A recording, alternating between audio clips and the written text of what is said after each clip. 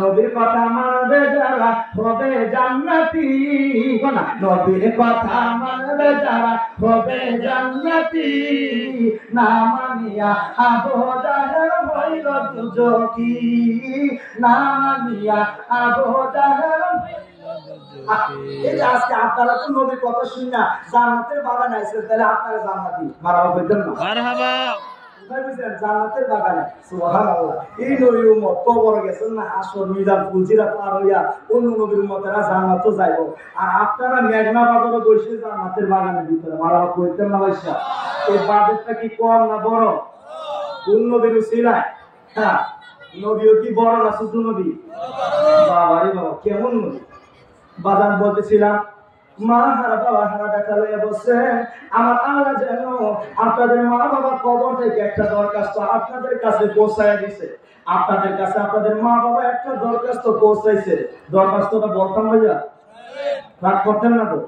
আমার সাথে যারা পারেন তারা বলবেন, রব্বির হামহুমা কামা রাব্বায়ানি সগীরা।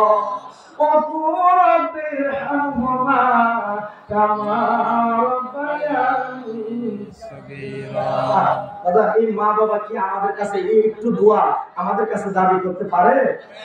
পারে। এই যে যারা আছেন, শীতের মধ্যে আছেন, অনেক ছোট ছোট বাচ্চা চলে আসছে, দেখবেন এলাকার কেউ টেনশন করে না, বাড়ির সবাই ঘুমায় গেছে, ভাই ঘুমায়, বোন ঘুমায়, বাবা ঘুমায় যায়, পাঁচ সময় এমনি করে পাড়া প্রতিবেশী সবাই ঘুমায় যায়, চাচি আমার মা সবাই ঘুমায় গো, কিন্তু দেখা যায় ঘরের মধ্যে একটা মহিলার চোখে ঘুম না। জিজ্ঞাসা করতেছে, অন্য ভাই এসে জিজ্ঞাসা করতেছে, মা মা তুমি ঘুমাও না কেন? মা যে এক সন্তান বাড়িতে আছে, আর সন্তান আইসে না, এখনো রাত্র হয়ে গেছে।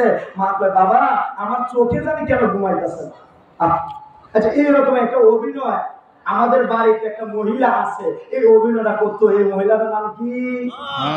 নাম কি? মা। কেমন মধুর নাম!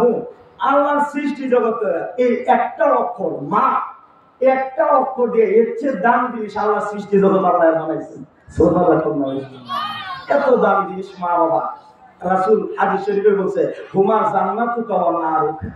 এই মা বাবাই আমাদের জন্য জান্নাত, এই মা বাবাই আমাদের জন্য কি? জাহান্নাম। এখন মা বাবা কারা জান্নাত বানাবেন, কারা জাহান্নাম বানাবেন? আজকে এই জুনিয়র তুফাদলের ওয়াজ শুনে আজকে বাড়ি থেকে যাবেন, আজকে ওয়াজ শুনতেছেন, হাদিসে আসছে রাসূল সাল্লাল্লাহু আলাইহি ওয়াসাল্লাম বলছে, মাজলিসু ফিকি খায়রুম মিন ইবাদাতি সিত্তিনা সানা। এরকম মজলিসে বসা 60 বছরের নফল ইবাদতের চেয়ে বেশি সওয়াব। কিন্তু বাবা আজকে জুনিয়র তুফাদলের ওয়াজ শুনে বাড়িতে গেছেন, দরদি মা বাবার চেহারা দিকে মায়া নজর তাকায়া একটা দাঁড় দিয়েছেন, মায়ো মা গো, ও একটা দাঁড় দিয়া মা বাবা যদি খুশি করতে পারে, তাহলে আমার আল্লাহকে আমি দুইটা কবুল হবে সব দান করে দিই। সুবহানাল্লাহ। এই মা বাবার খেদমত আমাদের দরকার আছে কিনা? মা বাবার কথা মতন যেজন চলে না, মা বাবার কথা মতন যেজন চলে না, আল্লাহ নবীজির দয়া তারা পাবি না। হরে আল্লাহ নবীজির দয়া তারা পাবি না। মা বাবার অতি আপন, মা বাবার কর যতন, মা বাবা অতি আপন, মা বাবার কর যতন। তিন কথার ওই সাথী পায়া বুইরা যায় না, আল্লাহ নবীজির দয়া তারা পাবি না। হায়রে আল্লাহ নবীজির দয়া তারা পাবি না।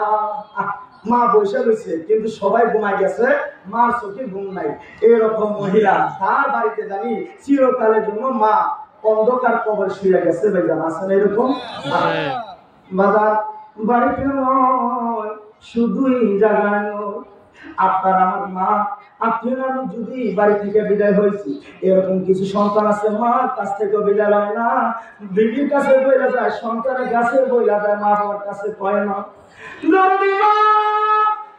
দুঃখী মা ঘরের কোনায় বসে গেছে, দুইটা চোখের পানি পালাইয়া আমার আল্লাহর দরবারে দুটা হাত বাড়াই দিছে